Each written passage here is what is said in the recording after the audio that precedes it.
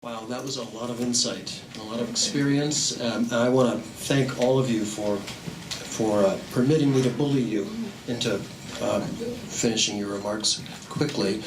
But we now have 25 minutes in which we can discuss these insights. What I'd like to ask is that you step to the microphone, and you know our names, but please identify yourselves. And if you have 3 questions, just ask one, please. Hi, I'm Rick Gold. I was the USAID democracy officer in Egypt from 2004 to 2007 and suffered from some of the restrictions on engaging with the Muslim Brotherhood. What I'm concerned about in general is that there was very little discussion about the U.S. support for the military and its relationship to the peace accords. And I'm wondering whether at this point, in terms of supporting democracy, that it's time for the U.S. to exercise some muscle in terms of security sector reform, which is a key to allowing the rest of the democratic process to evolve. Thank you, Rick. Did you have a particular panelist in mind, or to the panel? I'm sorry, if that's the case. I think it's important to keep in mind that the military in Egypt so far, and this was, but I think this is true also in Tunisia, but the military in Egypt has played a very positive role in a very difficult situation. Keep in mind that at this point there are petitions being signed by people in the streets asking the Egyptian military to come back to power. Mohammed al-Baradei made a statement, it was an interview with the BBC in which he said if the situation disintegrates into chaos, the military must intervene. And I think what we have in Egypt is a military that it's trying not to do that, essentially, that after the initial period is trying to do that. So I don't think that it would be a particularly good idea to punish the Egyptian military at this point. Does Egypt need a security sector reform? I think the Muslim Brotherhood would be the first one to agree that that is the case. Is it feasible at this point? Who can do it? I'm not sure. This is really, I'm not really in a good position. There's another microphone on that end. Professor Lynch.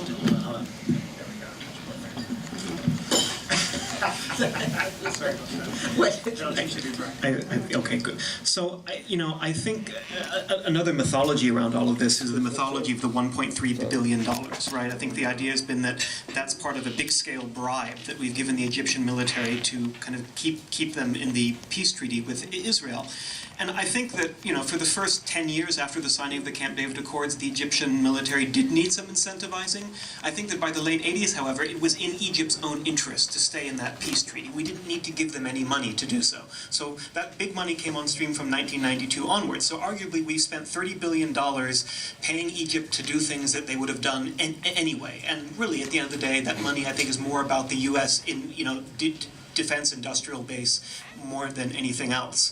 Now, as to the question of security sector reform, I think it's absolutely crucial. But people mean 2 different things these days when they throw that term around. On the one hand, people sometimes mean by it the idea that you need to roll back the Egyptian military structural and economic privileges in the country because the maintenance of those is incompatible with long-term democracy. And I think that is absolutely the case, although I think that doing that successfully is going to be something that has to happen gradually. And so what I would like to see is something along the lines of a decade-long reposturing of U.S. assistance to Egypt such that the preponderance of it shifts from the FMF military account to ESF, economic and democracy and governance funds over time as we re-socialize that relationship. But arguably the more crucial piece of security sector reform, and you will see some of the smartest civil society organizations in Egypt, like the Egyptian Initiative for Personal Rights, arguing this is the country's #1 priority, is security and justice sector reform focused on the interior ministry, law and order forces. And so I'd love to see us spending more money working on those kinds of issues rather than doing political party training, given where the country's politics are at. Thank you. Can I just really quick? I agree with all of that, but I would say that if the military actually did step in, the honeymoon would last for about a week, and all the people begging for it to come back would then immediately return to where they were 6 months ago. It's been baffling to me. All the Egyptians I know who used to tell me all these horrible things about the military now calling for it to step back in. It's not a long-term answer, and I think that it would be disastrous if it happened or if the U.S. Supported it. Thank you. Why don't we take 2 questions? So my question's for Red One. And you are? Dave Ottaway, also from the Woodrow Wilson Center. Red One, you just come from Istanbul, and I'm wondering if you could give us some insight into what in the world is going on inside the opposition that can't elect a leadership and cannot decide whether to go to a peace conference, because it is very difficult for the United States to embrace an opposition that can do neither. And since you're just coming from Istanbul, maybe you can give us some insights as to what's been going on in the opposition. Can we take one more question, Red One, while you think that over? Yeah, we can. Sure. I'm Joseph Kikasola, professor at Regent University in Virginia Beach, Virginia. I'm asking this question on behalf of my students in my Sharia law course. But you have to have certain things in common to be called an Islamist. Any person or persons on the panel, if you want interested, my 3 ingredients that I give. A long chapter, how the Syrian uprising turned to be violent. In the Arab transformation, all this popular uprising or popular revolutions is leaderless. Then there is no one can decision for this revolution to go in this way or in this way. It became like reactions of what's from the other side is doing. And this is exactly what's happened in the Syrian revolution. No one can dedicate actually the path of the revolution. It became the people themselves taking reactions from the ongoing use of violence against them, and this is what's happened. If we calculate the number of casualties killed by the Syrian forces from March 2011 until September, it's above 2,400. And after that, the Syrian lost hope that the peaceful demonstrations can achieve anything. And they saw what's happened in Libya, inspired that maybe that can achieve something. And at the same time, they keep actually seeing their sons, daughters being killed, and for nothing. And the international community condemned all of that. We got 4 resolutions from the UN from the UN Human Rights Council in Geneva, but without nothing on the ground. There is no force can stop the ongoing systematic killings. And we know that the Arab League decided to send observers, the UN decided to send observers, but the killings continue. And this is why that's pushed the whole revolution to take arms just to defend itself in the first stage. Later on, when the defected generals, the defected soldiers, they organize themselves on what's called the Free Syrian Army, who start actually to take an offensive role against the military, against the security forces. This is why it has to understand the dynamics within the popular uprising, which no one can take the decision. Basically, even that's when I was the SNC, we pushing to keep a peaceful revolution, with the same time losing hope that such peaceful revolution can achieve anything, or can the people, they can obey what we are saying, because actually they are paying heavy price day by day. On the question regarding the opposition, and that's also raised by Mark, it's anyone, it's a heavy decision to take responsibilities in the opposition this time. When I go to bed and imagine if I can to accept any position in the opposition, and you see that you have 1 million refugees, and you have 2 million and half displaced people, and you have systematic killings by all types of guns, among that the chemical weapons, and then you be responsible on the Syrian people in these days. And this is why we see let's wave of resignation among the opposition leaders, because no one can take responsibilities in such difficult times when they at the same time that the international community barely care about that. In the last meeting of Sheikh Mu'adh al-Khatib, with Mu'adh al-Khatib, at that time he's got the responsibility and the people support him. In a meeting with Secretary Kerry, Mu'adh said to Secretary Kerry that we have to find a solution for the Scud missiles, and that's meeting in Roma. And Secretary Kerry, we know that, but we don't have reaction. We have to find for the use of the chemical weapons. And it's again the response from Secretary Kerry that we don't have an answer right now, but we will figure out. And this is out of these answers pushed actually more opposition figures to resign, because no one want to take a responsibility on such like what's happened to me. I resigned on last November for any position, because it's very difficult and heavy decision to take responsibility where you know exactly there is nothing you can do to heal the situation. Thank you, sir. Which of you experts would like to try to encapsulate Islamism? Dr. Ottaway. Don't worry, I'm not going to give you a definition, but I want to tell you a story. 2 months ago, I had the privilege of interviewing Sheikh Ghannouchi. And we were talking about the Constitution and the fact that the Constitution does not mention the Sharia. And he said something that really sticks in my mind. He said, in the end, a reference to the Sharia does not mean anything, because it really depends on how you interpret it. And I would argue it's the same for Islam. I mean, I think we're at a point where you have to seriously question whether the term Islamism even has any meaningful analytical purchase anymore, you know. And part of this is the point that's been made by the French scholar Olivier Roy for many years. It's not just this point about the indeterminacy of Sharia, which is absolutely correct, but the fact that in the process of rendering themselves palatable to mass tastes, arguably, Islamism as a distinct ideological project has become diffuse. It doesn't have any distinctiveness anymore. Thank you, Professor. Let's now take 3 questions at a time because we're running out of time. Sir? Mohammed Shina, Voice of America.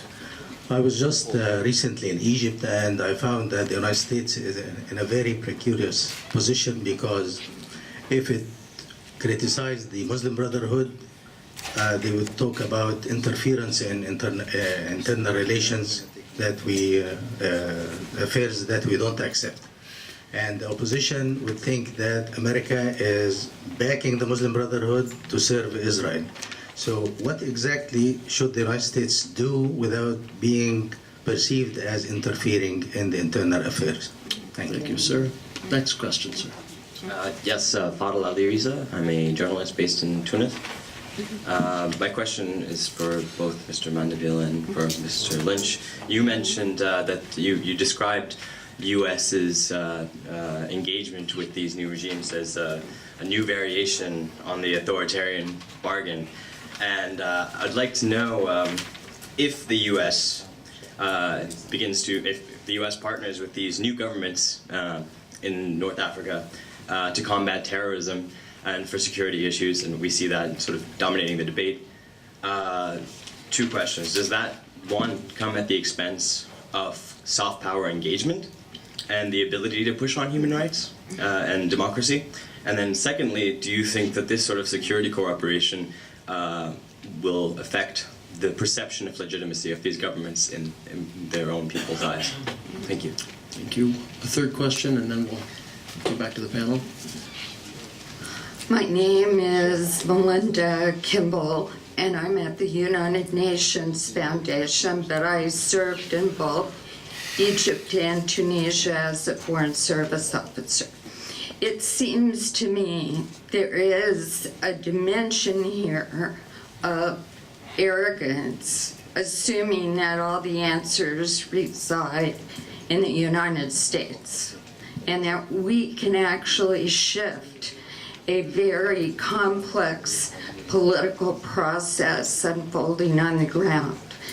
And I'm also struck by the lack of attention to the very severe underlying economic problems in the region, particularly unemployment, that has been a chronic problem and perhaps one of the major drivers of the Arab Spring. So I'd like to hear comments on that. Thank you very much. Professor Mandeville, on that first question, Mr. El-Shanawi's having served on the policy and planning staff of the State Department, can you take that one? Sure, I have relatively brief responses to all three questions. What should the U.S. be doing in Egypt? I mean, the focus of U.S. policy, as articulated, in the aftermath of the January 25th revolution, has been not to side with any particular political actor or group in Egypt, but to support a democratic process of high quality, which means that, in terms of what the U.S. should be doing today, it's not about spending more time talking up secular liberal groups, whatever that means. I think that's also a sort of ideal fantasy type group that has been created by U.S. foreign policy in some sense, and criticizing the Muslim Brotherhood as the Muslim Brotherhood. It's about pointing to key elements of the ongoing institutional political process, the quality and nature of the electoral law, the quality and nature of the judicial law, where aspects of the constitutional process need to be revisited. Now, inevitably, that's going to read as criticism of whatever groups presided over those processes. But I think at the end of the day, if you're focusing on the actual pieces of legislation themselves, rather than naming names and naming groups, then you're on safer ground. Is there tension between security cooperation that's maybe needed in the short term, given things going on in the Sinai Peninsula, for example, and longer-term consolidation of democracy? Potentially, yes, but I don't think that working with the Muslim Brotherhood to fight criminal acts on Egyptian territory that threaten Egypt's own domestic law and order situation are intrinsically items that make it difficult to move forward on the political process. This question of, why are we talking about, democracy and the U.S. role in democracy in Egypt, when really look at this looming economic crisis that the country is facing. I don't think you can separate the two. Of course, the economic solutions are imperative going forward, and in the near term, frankly. But I don't think we're actually going to get progress on the economic front until you have progress on the political front. You're only going to solve the economic problems when there is enough social capital and trust in place between political actors to collectively make difficult decisions that will need to be made as a nation to solve the country's economic problems. So I see the two as directly linked. You're on a winning streak. No, I think that's all right. I would only add that it's just the nature of these new political arenas. These are highly polarized political arenas with people who are, it's just a very crowded and hotly contentious new public sphere. And anything that the United States does is going to come in for criticism, and it probably should. And I think that's just a reality that Foreign Service officers have to deal with, and they have to get used to having kind of hostile reactions and simply keep their eye on the ball. I mean, Peter and I will probably agree because we've talked about this so much, but I think the point about supporting democratic institutions and not choosing sides is extremely important. I think that everybody wants you to go and support them, and they want you to show leadership by taking their side and doing what they want you to do. And we can't do that. I mean, I think that what we need to do is figure out what our interests are over the long term and what our values are, and try and align our policy with that, keeping in mind the available resources we have to bear. And that's really the best we can do. I think that it's going to be a long time before the legacies of decades of unpopular American foreign policies clear up. And most groups, whether they're Islamists or non-Islamists, don't trust us, and they shouldn't. And I think that's just a reality of what the United States is going to be facing in the region for quite some time. There's also a real element of be careful what you wish for. So I think that one of the earlier questions was about security sector reform. I agree actually with the ECPR that this is one of the single most important things that you could do, the Ministry of Interior, not the military in Egypt. But as soon as you try and do that, what's the first thing that's going to happen? People are going to start counting beards and find out how many of the people being removed from the Ministry of the Interior are being replaced with Islamists in a creeping Ikhwanization of the state. And there is no way around that. So we can't wish away that polarization or that political contention. And I think inserting ourselves in the middle of it is pretty much the worst thing we could do. Thank you. Yeah, I mean, I totally agree on that. In the short run, there is nothing that U.S. can do to deflect the criticism. It's going to come no matter what U.S. choose. I think I totally agree with Mark about what needs to be done in the long run. And then very briefly concerning the issue of why we are talking about the role of the U.S. I don't think any of us, we all started by saying that we have a limited role. Keep in mind that the panel is on the U.S. role. That's what we have been asked to talk about. Any contributions? Okay, sir. My name is Two more Hi Max. Thank you all. One of the things that surprised me in this panel is the lack of discussion about U.S. policy towards non-transitioning states, as we're talking about democracy promotion in the transitioning states. I'm wondering whether or not that's a conscious decision on your part, or whether or not Washington can put forward a distinct policy towards democracy promotion in states like Egypt, Libya, and Tunisia without reconsidering any alterations in policies towards states like Bahrain, Saudi Arabia, Jordan, and others. Thank you. Good question. Thank you. Sir? Yes, thank you for the opportunity. My name is Moed Zemni. I'm with the Foreign Service Institute. My question is, you mentioned Professor Attaway earlier, there's no one-size-fits-all model or solution for the democratic transition in the Arab world. And knowing the fact that former Secretary Clinton said we need to accompany these democratic transitions in the Arab world. When we say we accompany them, it means we partner with them. We don't impose, we just help them out in their objectives. Now, when you said also there is no Marshall Plan for all these Arab countries going through the Arab Spring, so far there's only one spring, or semi-spring, which is the Tunisian Spring. It seems like, half-heartedly now, the other countries are not moving as fast. Now, when we consider all these elements, and the saying that goes, democracy is good for business, and we need to establish some vital and sustainable democratic institution in order to promote economic growth and all that. What is it that we can do here as centers and elites to help promote and encourage grassroots Americans and society to go and invest in all these Arab countries' transitions, knowing that there's always these cliches, fear from Islamic governments and all that. And again, I don't see why there's it seems like there's within the society, the American society, there's this ambivalence towards anything that's Islamic. So if you can help with that, thank you. Thank you, sir. Sir, you have the last question. Yes, thank you. Ambassador Basli, former ambassador of Tunisia to India, Spain, and China. My question is to Marina. I would like to, she mentioned about, she depicted a very realistic situation about the understanding.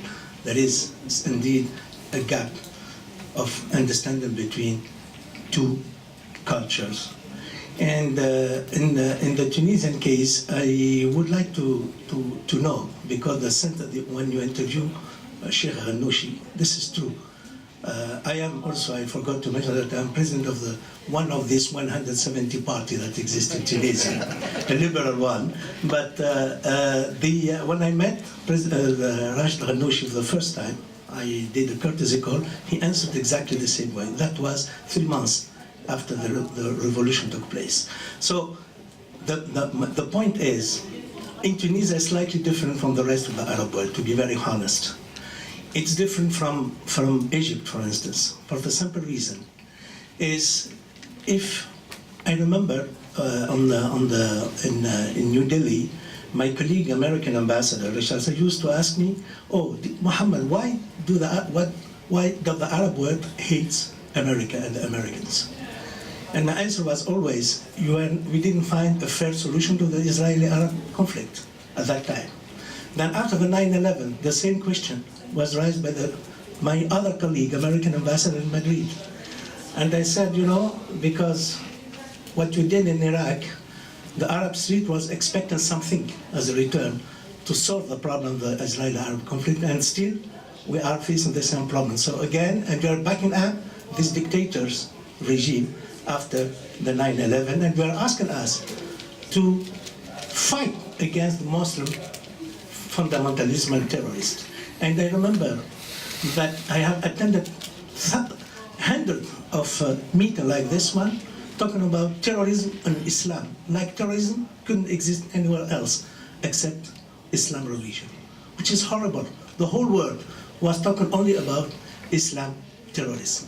Nothing. We forgot about the Inquisition. We forgot about the Irish, the terrorists in Christian society, whatever. But the point is, everybody was focusing on the Islam. And then, when the broader Middle East initiative of W. Bush came on the stage, we were in the Conference of Reconstruction of Iraq. I met Colin Powell, and I remember what Radwan said with Secretary Kerry, whose name, the Secretary, William Burns was attending the meeting. He told us, I am like that, regarding the situation at that time. We are users who are tied. We cannot find a solution to what's happened after the 9/11. So my question is, you said you have few things in mind to help these countries, including Tunisia, to overcome these difficulties, and to make this transition a safe one, a political one, without intervention of the military means or whatever. How you stop talking about what America could do? You said there is no Marshall Plan. Okay, there is no Marshall Plan. What else can you help these people to get out from this vicious circle? Thank you, Excellency. Panel, we have 3 questions and 3 minutes. So why don't we begin at the far end of the panel with Mr. Ghanouchi. I'm sorry, Mr. Ziada. I think what's missing in the U.S. Policy toward Arab transformation is the grand strategy. Because we have an administration here focused on the internal issues, and it's been all the Arab Spring was a surprise, not only for the Arabs but also for the U.S. policy. This is why it hasn't any grand strategy how to deal with it and how to help. Well, the difference between the Arab region and the Eastern Europe, where the EU institution played a leading role in putting the measurement, putting the indications for building democratizations. Here in the Arab region, actually, the League is very weak institutions, even that an authoritarian institutions, where actually the countries who have the big money, which are the Gulf countries, Saudi Arabia and Qatar, playing an important role in Tunisia, in Egypt, in Libya, and now in Syria, without having a vision for democratization, rather than a vision how to control the outcome of such countries, how to decade, not these parties which they don't like to be in power and the other. And this is why I think the US, they can play an important role when they have a grand strategy. Of course, the US has lack of sources in this way, but at least they can help in negotiating, in building partners in the region to have a good outcome. I think the most important thing to help them in an economic transition, which now I think will be the crucial issue for all these countries. Thank you, sir. Thanks. Hi, the reason that I didn't talk about the non-transitioning countries is because Radwan made me talk about Syria instead, but I promise you it's in my notes, because I actually think one of the most crucial things about the so-called Arab Spring is that it's not over, it's barely started. And I think that especially there are a number of countries in the region that have faced rising challenges that I think it's almost certain that we're going to see a manifestation of this again. I think the Gulf in particular is extremely vulnerable, much more so than people think it is. I think the Bahraini regime is in deep trouble. I think that the Saudis are not nearly as stable as people think they are. Kuwait is already in the biggest political crisis of its modern history. I think that this is the trend. And so I think getting out in front of that and trying to position ourselves relative to that is extremely important. I think that our policy on Bahrain right now is unsustainable, and I think that kind of across the region we have to think about that and be ready for it. And I think that we've been ruled, by this notion of saying everything else is in flux. We need to just find some places where we can a base of support. So the Gulf, nothing's happening there right now. Let's just lean on them, keep the Jordanians stable, and basically, I think that's been the approach. And I think that, as kind of going back to Radwan's point a second ago, that's fine for getting us through Tuesday. It's not fine for getting us through next year. Thank you, Professor. So I haven't given up entirely on the idea of a Marshall Plan. I don't think Marshall Plan is the right reference point because, Europe is of a fundamentally different geostrategic and geoeconomic status to the United States after World War II than the Arab world is today. But the idea of a large-scale international response to these around the world have approached this issue. We've tended to resort to the idea of, declined U.S. influence, we can't really do anything, we don't have any money, so we just have to hope that things muddle through. And I think that's just wrong. I think there are realities that need to be faced about the extent to which the U.S. alone can successfully move the ball forward in terms of successful democratic and economic transitions, but I think at the same time there are opportunities for the U.S. to work as an aggregator of resources and ideas in a multilateral fashion, bringing on board economic contributions from Europe. Some think the Gulf states, I'm a little wary of that, but the fact that there are other countries in the world, around the world, emerging economies that have gone through successful transitions that have expertise to offer that frankly is far more relevant than traditional democracy, American democracy approach and promotion type approaches. So just foreshadowing, in the next issue of the Washington Quarterly, Shadi Hamid and I outlined the contours of a proposed $20 billion Middle East reform endowment that is trying to be something like what I've just outlined. It may not pass the laugh test among many of our colleagues in Washington and Brussels and elsewhere, but it's an idea. Interesting idea. Thank you, sir. May pass the laugh test, it will not pass Congress. I think more to the point. This issue of, being more proactive and not waiting for the next crisis and thinking about the countries that are not in a transition. I don't see, it's easy to say we should. There is no doubt that, in the ideal world we should. Is there a realistic possibility that this government, this administration, with this Congress, with the problems that we have now, is going to do it? And my answer is no. I think it very simply will continue navigating from short term to short term, trying to get through to next Tuesday. Maybe in a moment of enlightenment we might try to get through till next Wednesday. But I don't see anybody at this point who is really going to seriously think about how should we change our policy towards Saudi Arabia, just to take the big, the big elephant in the room, essentially, so that we are prepared if and when change comes to that country. I think it's not, it's just not in the cards. I don't think we are going to see it. Ladies and gentlemen, we're just about out of time. I just want to wrap up the session by saying something that addresses Mrs. Kimball's comment about thinking that all answers come through Washington, or all the knowledge comes from Washington. I've been in Washington for 34 years, and I've been in this business of promoting and supporting democratization and democratic transitions for that entire time. One of the problems in our system is that by the time you learn enough to understand your your challenges, you retire. And then you get new people who learn, oh my gosh, you have to have a holistic approach. Okay, yeah, we learned that in El Salvador in 1977. What we do know is that what we don't know about democratic transitions is a lot, and that they take a heck of a long time. So there might be some wisdom to the idea of gradualism. Thank you very much for sticking with us, and thank all the panelists along with you, please.